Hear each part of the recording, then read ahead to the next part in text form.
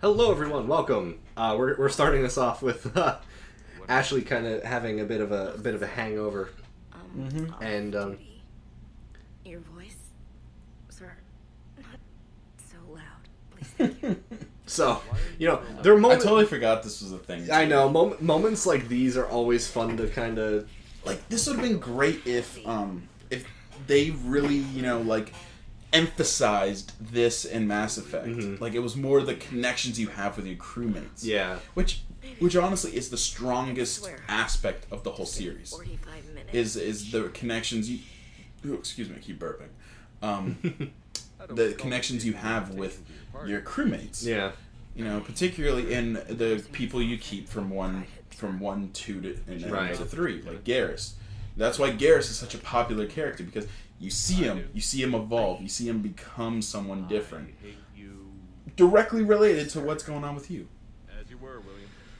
And this is just a funny exchange. Yeah, I think the best one of anyone being drunk is Tally.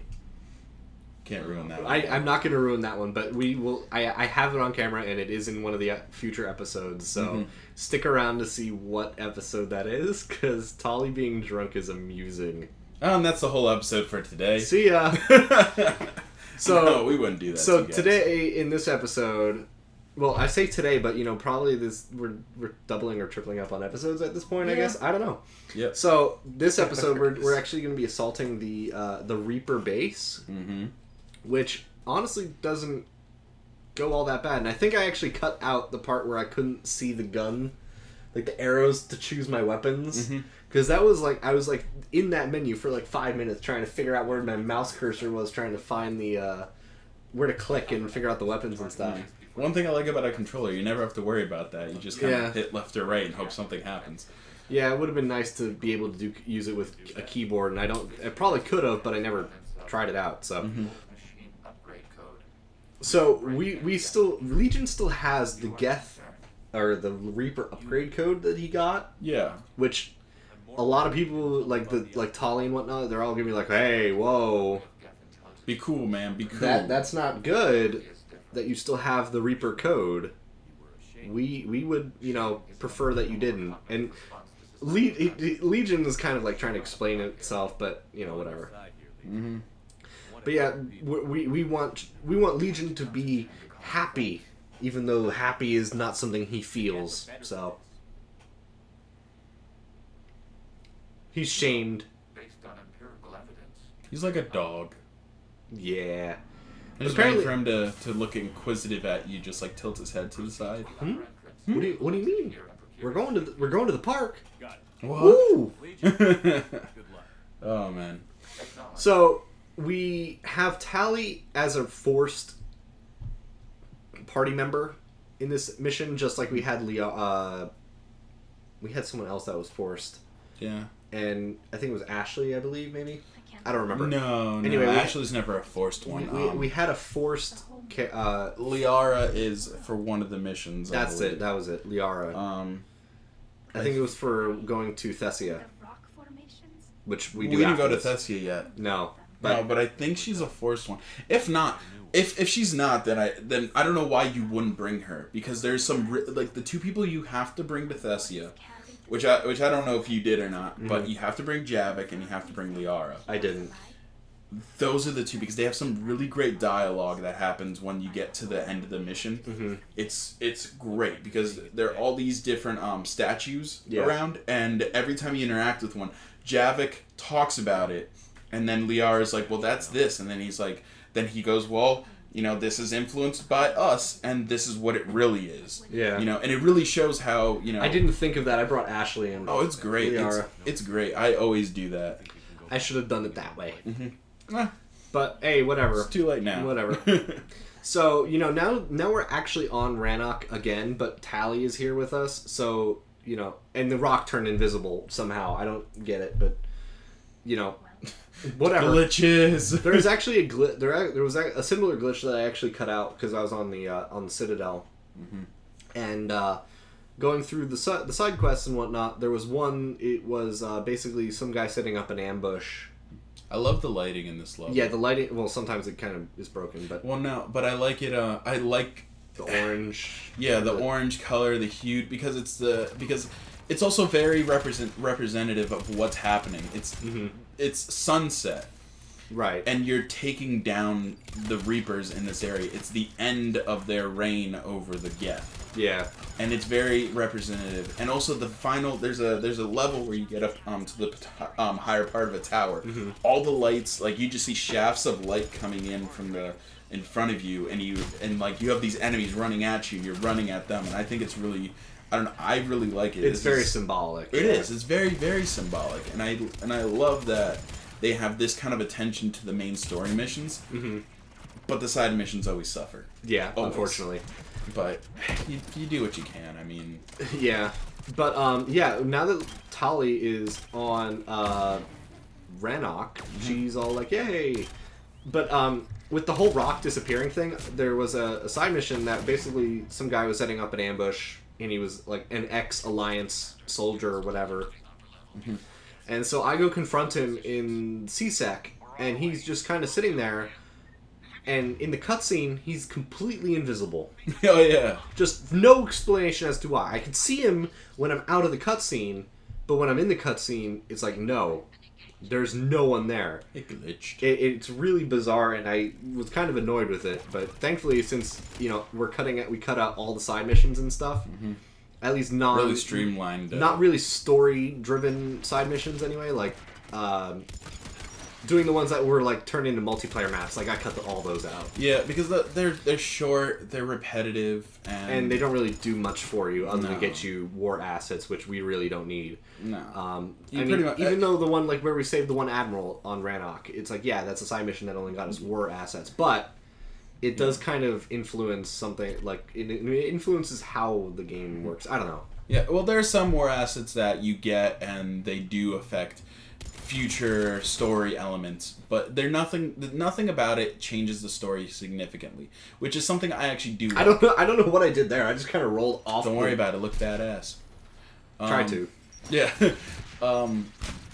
Also, there's something I noticed that you never really used rolling all that much in this. No, I really don't. I mean, to be fair, like I said in the last episode, multiplayer is much more useful. Yeah, the multiplayer is a lot more useful, especially with the challenges. Like in multiplayer, you have different levels or difficulties. You have bronze, silver, gold, and platinum. Platinum wasn't originally with the original release. They added that through DLC. Oh, really? Okay. Yeah. I've never done platinum because platinum anything higher than bronze, I die. Yeah, it's hard, and you have to make sure that you're completely maxed out with your weapons, your abilities, everything. Yeah, otherwise it's hard. Yeah. So I only do bronze, and it slowly chips away at the galactic readiness rating, but hey, whatever. Oh, and I see this, and I'm like, okay, one grenade. Yeah. Like, the grenades are way more useful in this one than they were in the first one. Yeah, especially since when you impact an enemy, it detonates on impact, thankfully. And some of these Geth just appear. Like that one. Yeah. He just appeared out of the ground. It's like... this level's very glitchy. It's like, Mulan. He just popped out of the snow. Like daisies! So it's like, Geth Plasma Shotgun. I love this shotgun so much. I don't use it. In 2, you get this through DLC, and you charge up the shot, and it shoots 3 distinct particles out. You can fire it like a normal shotgun, or you can charge it up and it does triple the damage on top of the already triple damage that it does. Yeah. So is that triple times triple, or is it 9 times or 6 times? I'm gonna say 9 because I just murder with it. Okay. I just murder. See, that's what I don't like about when something says it stacks. Does it stack and multiply or stack and add? Sometimes it's one, sometimes it's the other, and it's never very do. I don't know the actual math behind it, but all I know is that I murder with it. Well, that's kind of the point of a shotgun, but hey. Yeah. But like, there are some shotguns you get in this game that until you upgrade them, they're very useless. Yeah.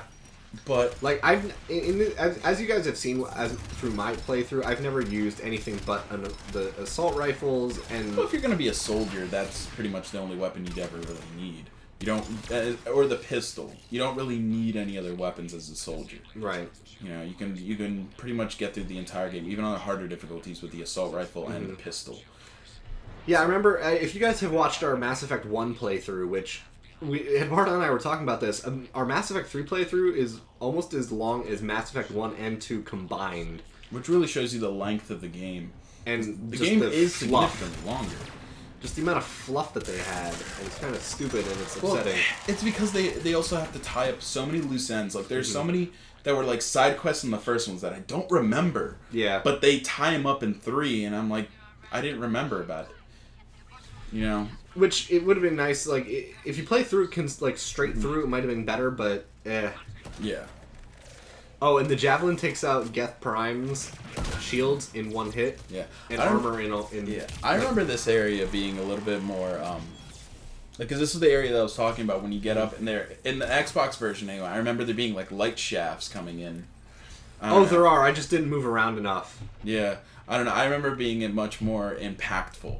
It's so... I don't know. I really... Yeah, and those more birdemic birds. Yeah. I hate it when birds do that, like games do that. It's like, hey, let's make these birds that kind of look kind of crappy. Well, it's just ambiance, but hey. Yeah, no, but it's also they can't make them look too complex because it's if they do too much, then you have to multiply by 30 because that's how many are in the flock, and then the system has to then spend time computing what that's going to look like, and then it's going to take away from what you're actually looking at. You know, that's why in sports games all the people are really low res. You know, I've seen some really interesting like sports spectators in my time. I think my favorite ones were in Gran Turismo 4. Oh yeah, they were just like some of them were 3D models that were waving. Others were ones that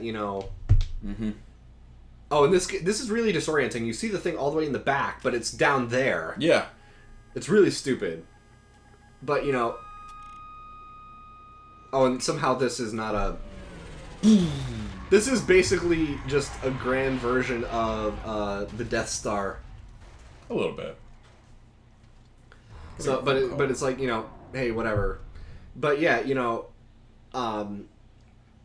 if it's important enough, they'll leave a message. Okay. So, I liked using the Javelin in this game.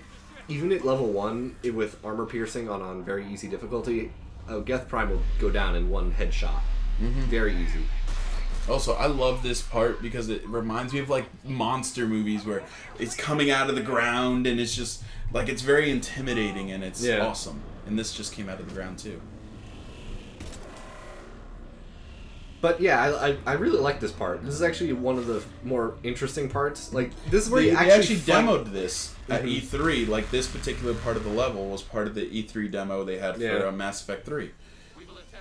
Yeah, the one thing I do like about this is the only time we really fight a Reaper one-on-one. If the game had more stuff like this, I think the Reapers would actually be more intimidating. Because they always talk about the Reapers being this big, monstrous thing, but they're really a background image. Pretty much. Kind of what it is. They're not... It's not, like, they're not... scary enough. Yeah, they're like, oh, they're set pieces in the background. Don't really have to worry about like them. How cool would it have been if you're fighting all these things and the Reaper is right over your head, like this is. Yeah, like this is like this. It turns into Shadow of the Colossus essentially. Basically, how cool would that would have been? Like it would have been nice. It would have been a lot better. Because I feel like this game follows a lot of the principle of. It does the opposite of what you're supposed to do, where it's show, not tell. This game tells you instead of showing you a lot of times. The one thing I do find interesting about this is if this part right here is if you are in a romantic relationship with Tali, Legion won't be talking to you, like telling you good luck and whatnot. Like Tali will be instead saying, "Oh, good luck," which and makes sense. Blah blah blah. So yeah, it makes sense. Because it's yeah, and more bros at this point. And more evidence of Shepard not changing his facial expression for any, I love this this boss fight. Like this boss fight confused the hell out of me the first time I played through it because I'm like, why is it taking so long to paint this thing? Also, I think this is the only real boss fight you have. Because I don't remember in any other mission there really being a boss fight. There really wasn't. Like, right? Oh, and yeah, I don't believe so. Or at least in the traditional sense of a boss fight, where you have a single enemy and that's your only objective. Like, I remember there being, like, them shooting waves of enemies at you with a big central enemy, but nothing that's unique. Yeah. With this, though, with the laser designator, if you're moving around, it takes a longer time to paint the target. Yeah. So if you stop and you, like, do the Which aiming, is the opposite of what you're doing. Yeah. Also, you get hit, you're instant dead. Yeah, instant death. You kind of just go drunk. But yeah, if you stand still and aim down, use the aim down sight ability, and aim more precisely, it goes a lot faster. Yes, it does. Like, usually you can actually do it within maybe one thing. Mm-hmm. If you're moving, though, it'll take a lot longer. The one thing that is good, though, is it doesn't reset. It saves your place. Mm-hmm. Yeah, you can do this boss fight pretty easy, actually. Yeah, the first time I played through it, I had no idea what I was doing, and I kept dying, but, hey, whatever. And every time you do fight this Reaper, every time you hit it, rather, it'll get closer and closer and closer to you until you, eventually it's pretty much standing right above you.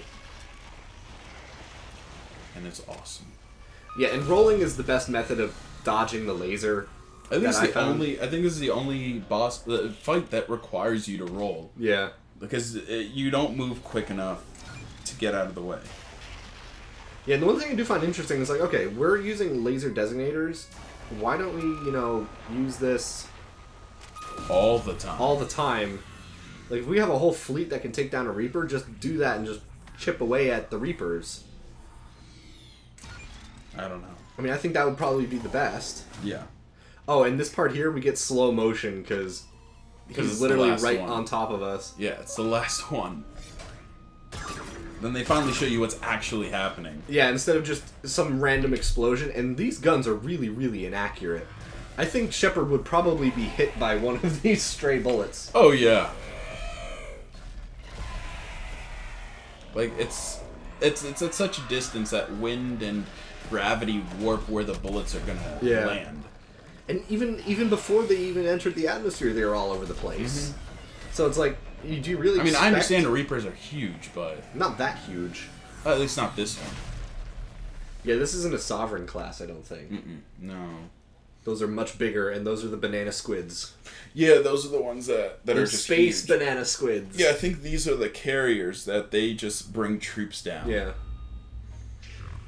Which is kind of weird that you never... Since there's a Reaper here, there's no Reaper forces. You know what I mean? No, I understand that. But, like, here's the thing, too. This is what's controlling all the Geth. Okay. That's where the signal's coming from. That's why they came down to destroy it. One thing that I get really upset about is that you don't get to talk to the Reaper for very long. Yeah. Like, how cool would it have been if it was just like one of those sessions where you could just ask him all the questions you've ever wanted to ask? Yeah. Yeah. It would have been nice to do that. Like with when we met Sovereign in Ilos, not Ilos. No, it was Vermeer. Vermeer. You had all the time. Yeah, we had like all these questions and blah blah blah. So now it's like, now we can kind of ask this guy questions. I mean, I don't know what his name is, but whatever. Yeah, what's with the whole like the wiggle effect? Yeah, I don't know. That's just I don't remember that. In that is just weird, like camera work by. Oh my god! I didn't notice that when I was playing it. I don't know. And then it stops when the camera stops moving. Yeah, I don't know what's going on with that. Huh. Hey, I'm one guy, and you couldn't kill me. Yeah, one puny human. So, one meat sack, and you couldn't defeat me. HK. I miss him. They should make a third one. Yeah, we defeated a Reaper, and Legion's still here. And the Geth are free. Yay! They're completely vulnerable. And this is... they're completely vulnerable. Let's start firing at them again. I love this interaction that happens between Tali and Legion. Yeah, it's because really depending on your loyalty with each one, romantic interest, this actually determines the end outcome of this interaction between them. And it can get dark. Yeah, it's a very tough decision. Oh my god. I mean, not even just for you, but if you don't choose the right dialogue options, like you could lose a very big chunk of your war assets. Yeah. Or you can lose a particular person you favored. Yeah. You can lose a chunk of war assets. It's just amazing, and I love this. And the game should have been filled with tense moments like this. Yeah. But that's why we're Commander Shepard. Mm-hmm. We're the savior of the galaxy again. So we're just gonna, have Legion upload the Geth code or the Reaper code to make all Geth independent. Even in the future, they got to deal with dial-up. Damn transfer speeds. It's dial-up. And I don't like that I call him a general, but the admiral that's like, hey, keep firing. It's not like it won't. It's not gonna hurt us. Yeah, like here's the thing too. Why does he have to do the whole orb thing? He's doing the fushigi. I don't know what he's doing. I don't understand it. That's what it is. He's doing the galactic fushigi thing. For those who don't know what a fushigi is, it was basically a fad kind of thing. It was like a mirrored sphere that you made really cool. That you made it look like it was floating, even though you were still touching it or whatever. It was really stupid. I bought one, but I bought one. Cool, though. I bought one. It was at a mall and it was like $5. So I thought, why not? It looks cool. They charge people like $40. Yeah, it was ridiculous. I mean, because the whole idea was that you could balance it on your arms. It was like a perfectly balanced ball or something. That it's like and then you try to do it and it falls and it's like you break your foot because you forget it's a metal filled glass ball. You either break your foot, you break the floor you're standing on, especially if it's tile or stone. Yeah. Or the ball shatters. Mm-hmm. So it's like Kila Salai. Yeah. And that's what determines everyone for trusting Shepard. Oh my god, he smiled. That was a little creepy. Oh no, Shepard has a creepy smile. And this is where we get a really, really sad moment. Yeah. It's like... Which could have gone either way depending on your... after this is over, I'll tell you... I'll explain what happens. All the other possibilities, because of all the decisions, this is one of the most varied ones. Yeah. The problem is, at this point, Legion has to upload his personality, for whatever reason, into the Geth consensus, and that basically kills him. Basically. I think what it is that he has, because since he was the origin of the code, yeah, I think it's he has to distribute it or whatever. Yeah. But what's interesting now is all of the Geth are now individuals and independent. The weird thing is, though, they still have red lights, which, as we saw in the last episode, indicates they're still evil. Yeah, according to that. But I don't know. It's just weird. If Hangarel hadn't stopped, you'd all be dead. I don't know if we can. Where are we supposed to go? Tali. You just saw what happened. Why would you do that? With Legion and the code and blah. You are welcome to return to Rannoch Admiral with us. And apparently the Primes can talk too. Everyone can talk. Because apparently, despite an entire species of robots that can communicate wirelessly, speakers were built into their systems. Because why not? And apparently the Geth have engineers. Mm-hmm. Because why not? Well, that makes a little more sense because they need something. They need to figure out the schematics to build more Geth. Yeah. So that makes a little bit more sense. Yeah. If they told me they had doctors, then I'd be a little confused. Why would you need a doctor? Priests. Now this is where it gets weird. That's what I liked about the first Mass Effect, because when you're on what was it, Theros? Yeah. You see Geth that are surrounding a orb. Yeah. And that they're like, is this a religious ceremony? And then I was like, oh, they're totally gonna get into this whole artificial intelligence, sentience, religious debate thing, and then it never goes anywhere. Yeah, it kind of just peters out and I like when they do these high-minded things, and they try to talk to you Mm-hmm. and be like, hey, you come up with your own interpretations, but they have to give you the information first before Yeah. they allow you to come up with your own conclusions, which that never happened. They only ever were like, oh, hey, here's this cool thing, but we're not going to give you anything else. Yeah. You're just going to have to come up with everything else on your own. Yeah, and this stupid part here, Mm-hmm. us talking to Tally, it's like, you know, oh, they're now going to be able to return to the homeworld, and they are still wearing their suits, and oh, we can't take off the suits because partially because it's like part of our culture, but also because in 300 years apparently they're they evolved so much that their immune That was systems- something they talked about in the second one, that their species, they create a natural symbiosis with the vegetation and other organic things that are around them, and their immune system is why they wear the suits. Okay. And their immune system adapts very rapidly, but not quick enough that if they were to leave their environmental suits, they'd be able to survive without them. Mm-hmm. It would kind of have to be like a weaning process. Yeah, and Tally could just take off her mask. I have this.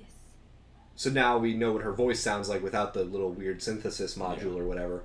But we still don't know what her face is. But then we do if we're romancing her or Well, we know whatever what the with the stock picture. photo looks like. Yeah, whatever the stock photo looks like. Which, But before we get to the end of all this, I would like to explain what happens if things go the other way. Mm-hmm. If you are not, if you're not on good terms with Tali, and he brings back the Geth and makes them all, sentient.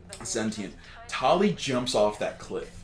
Because Really? she refuses. You have to remember, Tali's a racist character. Yeah, I A very, forgot, yeah. very racist character. Mm-hmm. And so she gets so pissed off at this is the outcome that she's like, I refuse to live in a world live on if the Geth are going to be, joining us. Yeah, so she just offs herself. Exactly. And then the same thing if you can convince Legion to destroy the Geth. Mm-hmm. Because... whatever. Or you can tell the general the admiral to destroy, all of them. Right. So it can go either way, and it gets very dark. Right, so we'll see you guys in the next episode, where I don't even remember where we go in the next episode, but we'll see you guys We then. go to Thessia. Yes. 'Cause that's what it was with, Journal updated, priority of the Citadel, so I think we go to the Citadel, I guess. because you have to talk to the... Councilwoman. Yeah. See ya. See ya.